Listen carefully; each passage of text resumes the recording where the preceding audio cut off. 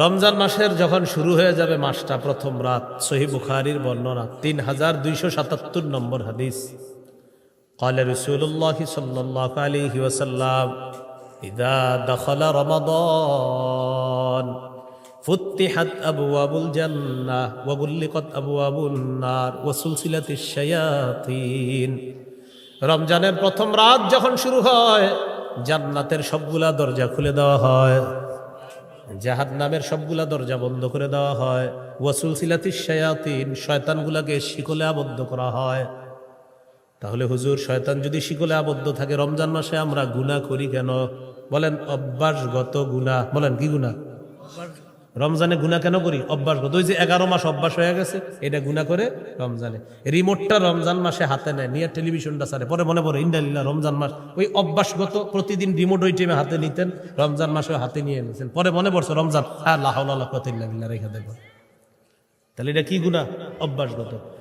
তো রমজান মাসে যখন রোজা শুরু হয়, জান্নাতের দরজাগুলা খুলে দেওয়া হয়, জাহান্নামের দরজা বন্ধ করা হয়, শয়তানকে আবদ্ধ করা হয়, শিকলে বন্দী করা হয়। এই হলো রমজান মাস। রমজান মাসে রাতের বেলা তারাবি পড়বেন, দিনের বেলা রোজা রাখবেন। قال رسول الله صلى الله عليه وسلم من صام رمضان إيمانا واحتسابا غفر له ما تقدم من ذنبه। কোন ব্যক্তি যদি রমজানে দিনের বেলা রোজা রাখে, রাতের বেলা সালাত আদায় করে, তারাবি আদায় করে, তার আগের সবগুলা গুনাহ মাফ করে দেওয়া হবে। তাহলে দিনের বেলা রোজা, রাতের বেলা তারাবির সালাত আদায় করবে। রমজান মাস শুরু হয়ে গেল, রাতের বেলা আপনি প্রথম দিন তারাবি পড়লেন, পড়ার পর রাতটা যাবে, এরপর সাহারি খাবেন। সাহারি আমরা খাবো ইনশাল্লাহ, মুসলমানরা বলেন ইনশাল্লাহ। সাহারি মিস করবেন না। অনেকে কি করে ইচ্ছা করে সাহারি না খায়া বুঝায় যে না খায়া রাখতেছি রোজা। আপনার কি কইছি এরকম না খায়া রাখতে? হ্যাঁ, ইচ্ছা করে কাম করবেন না, সাহারি খাবেন, বলেন ইনশাআল্লাহ। হ্যাঁ, সাহারি খেতে হবে। কেন সাহারি খাবেন? قال رسول الله صلى الله عليه وسلم تسحروا فإن في السحور بركة। তোমরা সাহারি খাও, সাহারির মধ্যে বরকত আছে। সুবহানাল্লাহ, বলেন সাহারিতে কি আছে? বরকত। সহিহ বুখারীর 1923 নম্বর হাদিস এটা। সহিহ বুখারীর 1921 নম্বর হাদিসে আছে। عن زيد بن ثابت رضي الله تعالى عنه تسحرنا مع رسول الله صلى الله عليه وسلم। আমরা নবীজির সাথে সাহারি খেয়েছিলাম। এখান থেকে বোঝা যায় সাহারি খাওয়া আল্লাহর নবীর অভ্যাস, সাহাবীদের অভ্যাস। আরেকটা জানলাম, সাহারি খাওয়া এটা বরকত। বলেন সাহারির মধ্যে কি আছে? বরকত আছে। অন্য হাদিসে আছে قال رسول الله صلى الله عليه وسلم হালুম্মু ইলাল গাদাইল মুবারাক। আসো তোমরা বরকতপূর্ণ খাদ্যে অংশগ্রহণ করো। এই সাহারির সময় নবী বলছেন, আসো বরকতপূর্ণ খাদ্যে অংশগ্রহণ করো।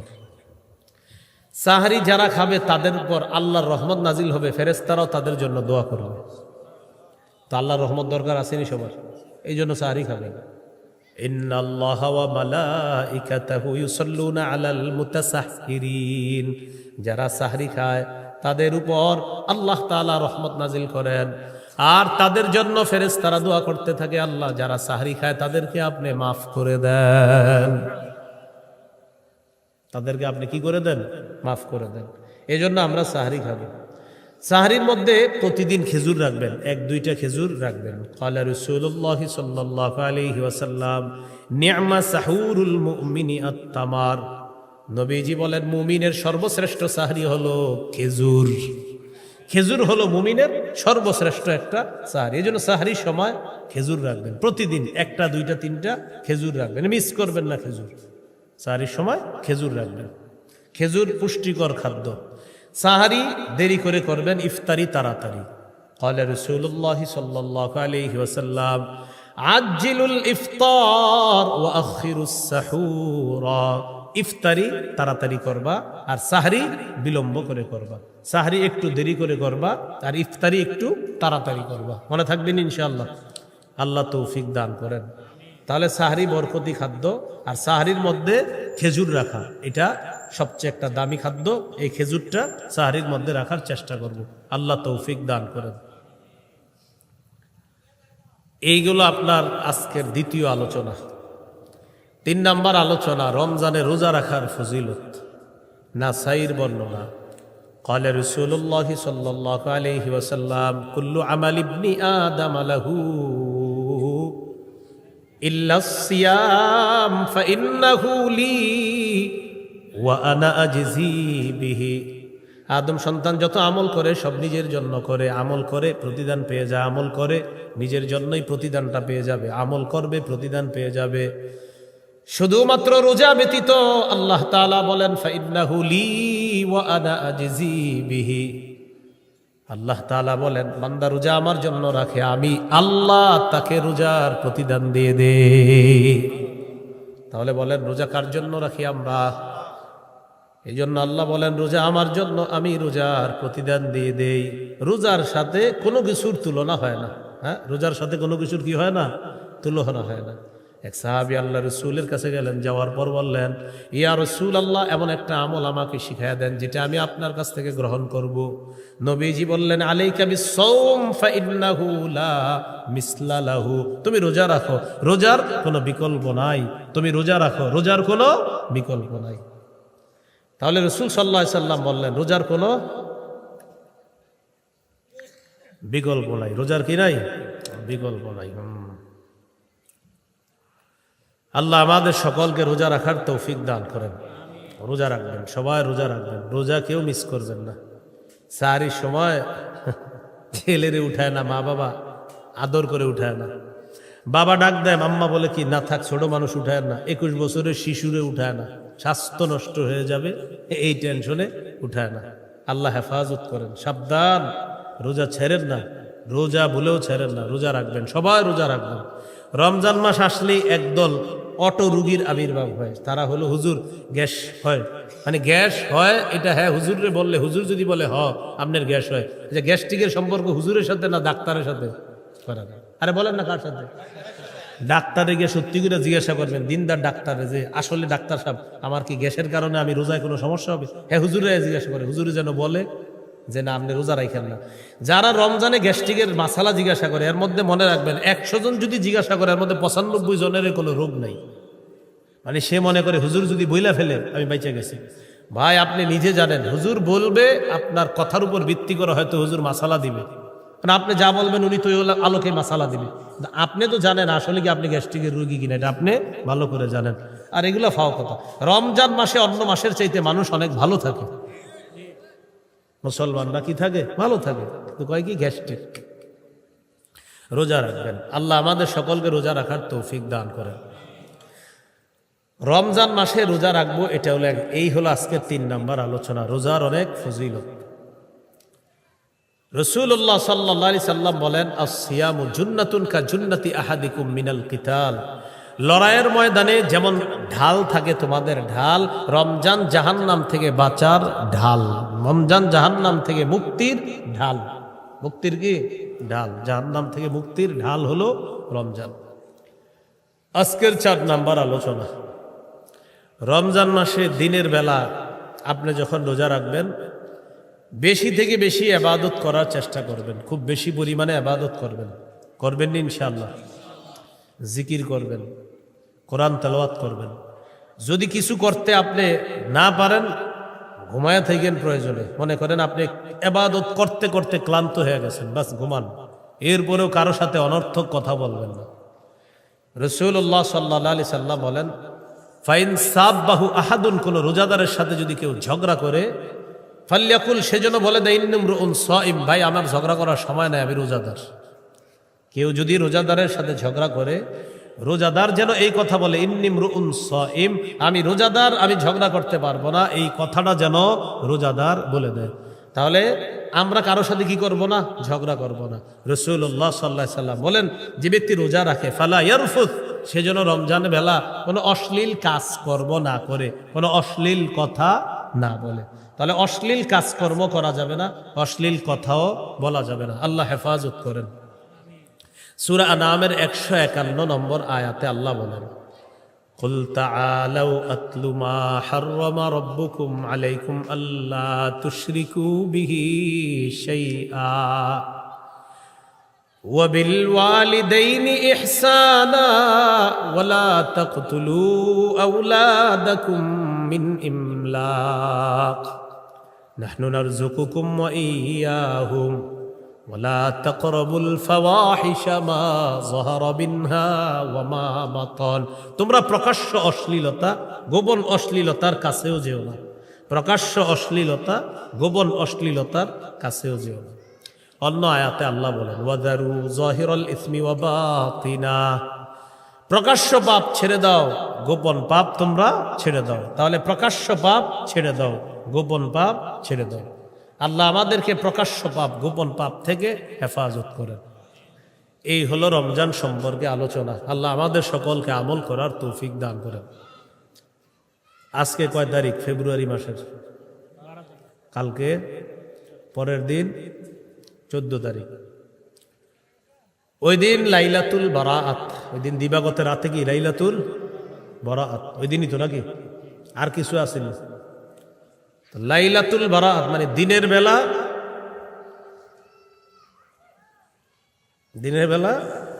14 ফেব্রুয়ারি রাতের বেলা লাইলাতুল বারাআত তো এই জন্য আপনারা সারাদিন ওই দিন যত উল্টাপাল্টা কাজ আছে কইরা রাতের বেলা বাস মাপ চাই নেবেন নাকি আবার ওই দিন জুমার দিন কিসের দিন এরপরও দেখবেন অসুস্থ মস্তিষ্ক সম্পন্ন কিছু ছেলে মেয়ে ওই পবিত্র দিনটাকেও কিভাবে অপবিত্র করার চেষ্টা করবে এরকম চিন্তা ভাবনাগুলা বাদ দিয়ে দেন সূরা বানী ইসরাঈলের 31 নম্বর আয়াতে আল্লাহ বলেন ওয়ালা তাকরাবুজ জিনা জিনার কাছেও যেও না ইন্নাহু কানা ফাহিশা এটা অশ্লীল জিনার কাছেও তোমরা যেও না সহিহ বুখারীর বর্ণনা 6612 নম্বর হাদিস قال رسول الله صلى الله عليه وسلم ان الله كتب على ابن ادم حظه من করবে কোনো সন্দেহ নাই ফাজিনাল আইনি আন নজরু চোখের জিনা হলো দেখা ওয়াজিনাল লিসান আল মানতিক মুখের জিনা হলো কথা বলা ওয়ান্নাফসু তামান্না ওয়া তাশতাহি অন্তর কল্পনা করবে এটা অন্তরের জিনা মোবাইলে কথা বললেন কানের জিনা মুখের জিনা অন্তরে অনুভব করলেন এটা অন্তরের জিনা মোবাইলে আপনি এসএমএস লিখলেন এটা হাতের জিনা তার সাথে দেখা করতে যাবেন পা দিয়ে হেঁটে হেঁটে রওনা করবেন পায়ের জিনা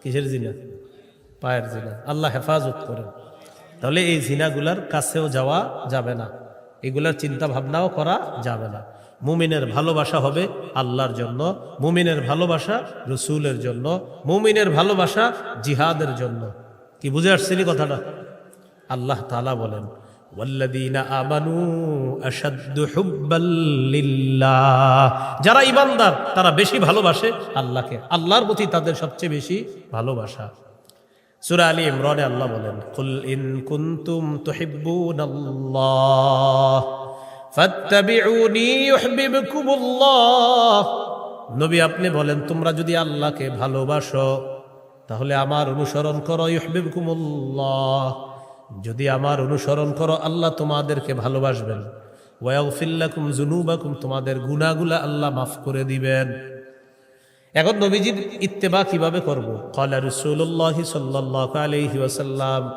মান আহাব্বা সুন্নতি ফাকাদ আহাব্বানি ওয়া মান আহাব্বানি কানা মাই ফিল জান্নাহ যে ব্যক্তি আমার সুন্নত ভালোবাসে মহব্বত করে সে আমাকে মহব্বত করে যে আমাকে মহব্বত করে সে আমার সাথে জান্নাতে থাকবে قال رسول الله صلى الله عليه وسلم لا يؤمن أحدكم حتى أكون أحب إليه من والده وولده والناس أجمعين নবী বলেন তোমাদের মধ্যে কোনো মানুষ ততক্ষণ পরিপূর্ণ ঈমানদার হতে পারবে না যতক্ষণ আমি নবী তার কাছে তার মা বাবা তার আত্মীয় স্বজন তার ভাই বোন সারা পৃথিবীর সবার চাইতে বেশি প্রিয় না হব ততক্ষণ পর্যন্ত তোমাদেরকেও পরিপূর্ণ ঈমানদার হতে পারবে না তাহলে নবীকে সবচেয়ে বেশি ভালোবাসতে হবে যদি পরিপূর্ণ ঈমানদার হতে চাই আল্লাহকে সবচেয়ে বেশি ভালোবাসতে হবে সূরা তাওবা 24 নম্বর আয়াতে আল্লাহ বলেন কুল ইন কানা আবাউকুম যদি তোমাদের মা বাবা ওয়া আবনাউকুম যদি তোমাদের সন্তান ওয়া ইখওয়ানুকুম যদি তোমাদের ভাই বোন ওয়া আজওয়াজুকুম যদি তোমাদের স্ত্রী, ওয়া আশিরাতুকুম যদি তোমাদের পরিবার, ওয়া আমওয়ালুন ইখতারাফতুমুহা যদি তোমাদের সম্পদ, ওয়া তিজারাতুন তাখশাউনা কাসাদাহা যদি তোমাদের ব্যবসা, ওয়া মাসাকিনু তারদাউনাহা যদি তোমাদের প্রিয় বাসস্থান, আহাব্বা ইলাইকুম মিনাল্লাহ আল্লাহর চেয়ে বেশি প্রিয় হয়ে যায়, ওয়া রাসূলিহি রাসূলের চাইতে বেশি প্রিয় হয়ে যায়, ওয়া জিহাদিন ফি সাবিলি জিহাদের চাইতে বেশি প্রিয় হয়ে যায়, ফাতারাব্বাসু হাত্তা ইয়াতিয়াল্লাহু বিআমরি তাহলে অপেক্ষা করো, আল্লাহ তাআলা গজবের অপেক্ষা করো, যে গজব আল্লাহ তোমাদেরকে দিবেন, বলি না আউযুবিল্লাহ। তাহলে ভালোবাসতে হবে বেশি আল্লাহকে, রসুলকে, জিহাদকে। তো আমাদের ভালোবাসা কার জন্য? হ্যাঁ না, আপনি যদি 14 ফেব্রুয়ারি বলেন হুজুর আমি অমুকরে ভালোবাসি আল্লাহর জন্য, হ্যাঁ এটা কিন্তু হবে না, এটা হলো গুনাহ। বলেন এটা কি? একটা যে মেয়ের সাথে আপনার দেখা দেওয়া হারাম, কথা বলা হারাম, তার এইগুলা বলা যে তারে ভালোবাসেন আল্লাহর জন্য, এই সমস্ত কথা, আর তার সাথে আপনি ওই যে ভয়ঙ্কর অপরাধ, প্রেম ইত্যাদি বিষয়গুলা, এগুলা হলো অপরাধ, এগুলা জিনা, এগুলা সঠিক কথা না, এগুলা কি কথা না, সঠিক কথা না। হ্যাঁ, মুসলমানকে আল্লাহর জন্য ভালোবাসা এটা ব্যাপক। যেমন আমি আপনাদের সকলকে ভালোবাসি, আপনারা আমাকে ভালোবাসেন আল্লাহর জন্য, এটা হলো ভালোবাসা। কিন্তু ওই যে যেটা সেটা বলতেছেন, মানে এটা হলো ভালোবাসা, মানে ওই যে আপনার নোংরামি। তো নোংরামিটা কি ভালোবাসা? আরে বলে ওটার নাকি ভালোবাসা না নোংরামি? নোংরামির নাম ভালোবাসা কিভাবে হয়? এই জন্য হাদিসে আসছে মান আহাব্বা লিল্লাহ, প্রকৃতপক্ষে যে আল্লাহর জন্য কাউকে ভালোবাসে, ওয়া আবগাদা লিল্লাহ আবার আল্লাহর জন্য ঘৃণা করে, ওয়া আ'তা লিল্লাহ আল্লাহর জন্য দান করে, ওয়া মানা'a লিল্লাহ আবার আল্লাহর জন্য দেয় না, দেয় আল্লাহর জন্য আবার আল্লাহকে খুশি করার জন্য দেয় না। যেমন ভালো কাজে দান চাইছেন, দিয়ে দিছে, খারাপ কাজে চাইছে, দেয় না। তো দিল ভালো কাজে কার জন্য? আবার খারাপ কাজে যে দিল না সেটাও কার জন্য? ফাকাদ ইসতাকমালাল ঈমান, সে তার ঈমানকে পরিপূর্ণ করলো, সে তার ঈমানকে কি করলো? পরিপূর্ণ। তো এই যে কয়জন ওয়াজটা শুনতেছেন, আপনারা এই নোংরামিটা থেকে বেঁচে থাকেন। বাস আপনি আরো 10 জনকে বলে দেন যে এটা নোংরামি, এটা অশ্লীলতা, এটা জিনা, এটা বেহায়াপনা। আল্লাহ আমাদেরকে হেফাজত করেন। সেই দিনকে কেন্দ্র করে আমাদের মেয়ে যারা আছে, আপনি আপনার সন্তান, আপনার মেয়েটাকে আপনি ঘরে আটকে রাখেন, আপনার বোনকে আপনি ঘরে আটকে রাখেন। কেন? قال رسول الله صلى الله عليه وسلم المرأة عورة فإذا خرجت استشرفها الشيطان। কোন মেয়ে যখন রাস্তায় বের হয়, মেয়ে হলো ঢেকে রাখার জিনিস, একটা মেয়ে যখন রাস্তায় বের হয়, ইস্তাশরাফাহা শয়তান, শয়তান তাকে অন্যদের কাছে মোহনীয় রূপে, মোহনীয় ভঙ্গিতে উপস্থাপন করে। শয়তান অন্যদেরকে খোঁচা মারে যে মেয়েটার দিকে তাকাও, তাকে মোহনীয় রূপে উপস্থাপন করে অশ্লীলতার মধ্যে যুবকদেরকে ফেলার জন্য ফাঁদ পাতে শয়তান। তাহলে নারী হলো ঢেকে রাখার জিনিস, নারী পর্দার বাহিরে যাওয়ার জিনিস না। তাহলে এই অশ্লীলতা থেকে আমরা আমাদের সমাজকে হেফাজত করতে হবে। তাহলে শুক্রবার দিন, জুমার দিন, আবার লাইলাতুল বারাআত হলো রাতের বেলা, তো আবার দিনের বেলা ঘটনাচক্রে এটার নাম হয়ে গেছে 14 ফেব্রুয়ারি। হ্যাঁ, তো এই জন্য কোনো নোংরামির মধ্যে আমরা পা বাড়াবো না, কোনো নোংরামিকে আমরা সমর্থন করব না। কি মনে থাকবেন ইনশাআল্লাহ? তাহলে